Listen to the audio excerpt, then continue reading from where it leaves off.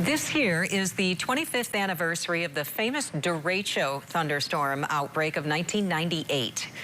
Bill Steffen joining us from the Man Cave with a look back at that storm. Bill, always good to see you. Well, Sue, I tell you what, this was one of the three biggest weather events that we've had during my career, the other ones being the Kalamazoo tornado and the blizzard of 1978.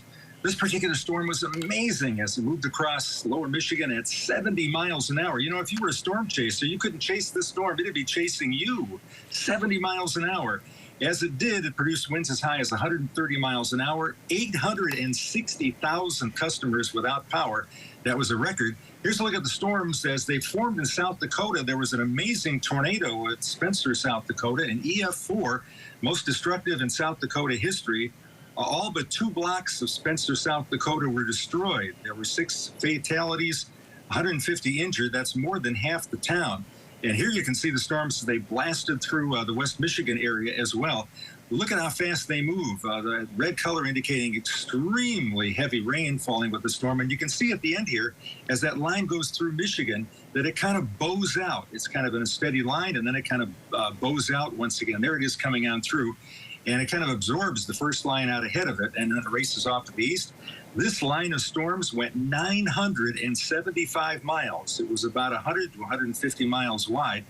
And again, one of the most destructive thunderstorm lines that we have ever had here in West Michigan. That's for sure. What was it like when you were forecasting that storm and you were seeing it come toward the lake shore and it was going to hit pretty much, looked like all of Michigan in that radar?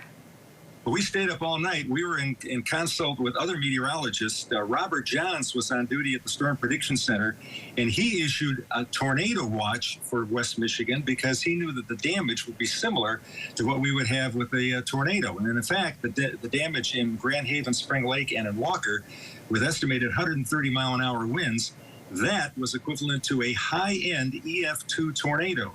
Many campers were flipped in Grand Haven State Park in that particular storm. You can see the counties in blue there are the counties that were declared, where they declared a state of emergency. The numbers on the map, the red numbers are actual measured gusts. Sparta had a gust there to 92 miles an hour. But the estimated gust, as we did storm surveys afterwards, 130 miles an hour in Spring Lake, Grand Haven, and also in Walker. And we had numerous places up in Montcalm County where wind gusts were estimated to be around 100 miles an hour. There was not a single stoplight working between Grand Rapids and Baldwin. It was all out, and there were so many roads that were blocked by downed trees. Emergency vehicles had a tough time getting through. Yeah, I remember seeing all the downed trees and the damage afterward. It didn't hit just one area, as you mentioned, all throughout West Michigan. It wasn't really just the usual trees and power lines down after a storm. We had significant damage to buildings and vehicles flipped over. Oh, we certainly did. There were a number of buildings that were totally demolished. This is Grand Haven State Park. And look at the campers that were tipped over by those winds. Here's one being righted once again. The dozens of campers flipped over. Fortunately, I don't believe there were any injuries here. And I think this is the Mill Point condos in Spring Lake that were totally destroyed. I toured this area quite a bit in the week after this particular storm. You should have seen the number of trees, big trees that were felled in Spring Lake, especially around the Spring Lake cemetery area there. We estimated there were 240 large trees down just in Spring Lake alone from this particular storm. This is Walker right now.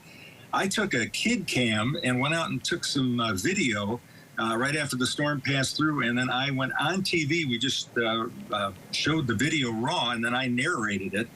You're looking at some of the damage up and down Alpine. You can see the trees that were down here.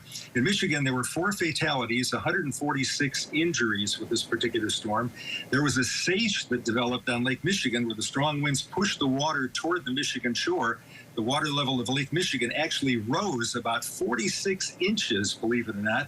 There was a tugboat that was sunk in the White Lake Channel, and the crew members there managed to get off the boat, clinging to trees as that water surged first into White Lake and then back out again. So it was an incredible storm. hopefully we won't be seeing much of anything like that around here soon. You know, we've only had one tornado in Michigan so far this year. That was a relatively small one in the southeast corner of the state near Dundee back in April. So we've been pretty lucky so far this year. I hope it's a long time before we see anything similar to this tremendous derecho thunderstorm outbreak of 1998. Right. Oh, my goodness. 25 years it's been. Okay, Bill, always good to talk with you. Thanks for joining us. Thank you. I got more on my blog, so check it out at woodtv.com.